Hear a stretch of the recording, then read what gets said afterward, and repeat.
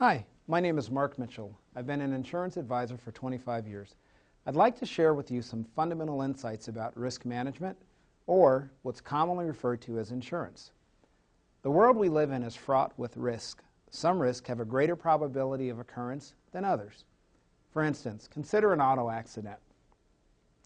In an auto accident, various types of insurance or risk policies might come into play, such as your auto insurance, property and casualty, health, or in the unfortunate event that a death occurs from the accident, life insurance. Let's consider something a little less gruesome, perhaps a downhill skiing accident that resulted in injuries. There, you might still have health insurance to pay for the injuries the individual sustained, but then there may also be an occurrence for disability insurance to come into play to help replace the income that might be lost during the recovery phase. There are many types of insurance arrangements to address these exposures. And if you think about it, on some level, everyone participates in some form of insurance. For example, if you're a beneficiary of Social Security, in effect, that's a government-structured plan to provide for some quality of life in the retirement phase of one's life. There are other financial products, such as life insurance, health insurance, homeowners, auto insurance, and the various types of retirement plans such as IRAs, all of which are designed to provide a degree of protection based on whatever the risk is. Insurance in a broader sense allows the shift of a potential burden to a party other than the beneficiary. This is an important concept because it allows the beneficiary to leverage small amounts of capital, the premium, to guarantee a much larger sum when needed. Insurance is a fundamental element of any sound financial plan. There's a big misconception that wealth, or the accumulation of wealth, eliminates the need for insurance. Nothing could be further from the truth. The fact is, and in my experience as an insurance producer, that insurance arrangements are often used to protect and to create wealth. Let's look at a few situations to better understand this concept. For example, a family has just suffered the untimely loss of a loved one, and that loved one happened to be the one who brought the salary in and provided the necessary income to make the payments on the family home.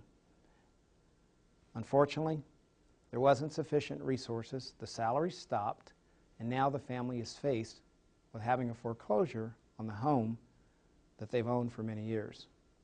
Alternatively, think about a business that was started by an individual, and that individual had key relationships that resulted in sales that allowed the income to come in, the salaries of all the employees to be paid, retirement plans, all of these wonderful things to take place.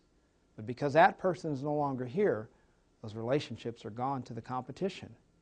In both of these instances, life insurance would have made a difference because it would have provided the necessary cash flow to ensure that everything stayed intact. Now, with what you have just seen, can you think of personal situations where insurance would make a difference? Personal financial planning at any level necessitates sound financial management. This requires a plan. You can start with the Life Financial Planning Pyramid. You can view the pyramid at the Life Foundation website at www.life-line.org.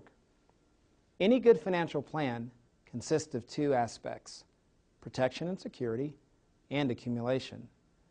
At the base or foundation of the pyramid is protection and security, which will include a variety of insurance products.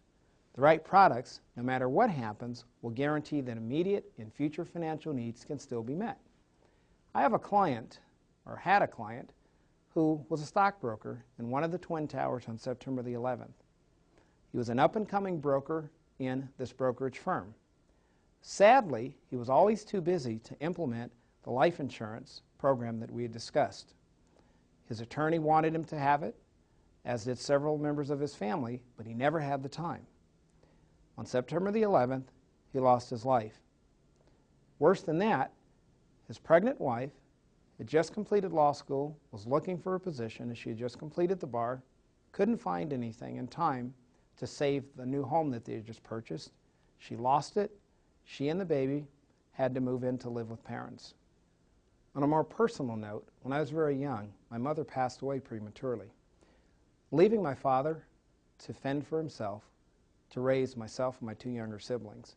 Sadly, at the point that she realized that her illness was terminal, that she wouldn't recover, they attempted to apply for insurance. She was uninsurable.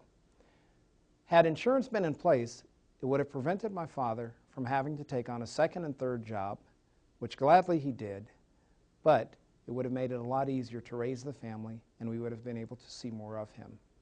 Had they had insurance, life would have been a lot easier. The risk of dying too soon, living too long, or becoming disabled is a reality that we all face. Failing to plan is planning to fail. Please be prudent and act now.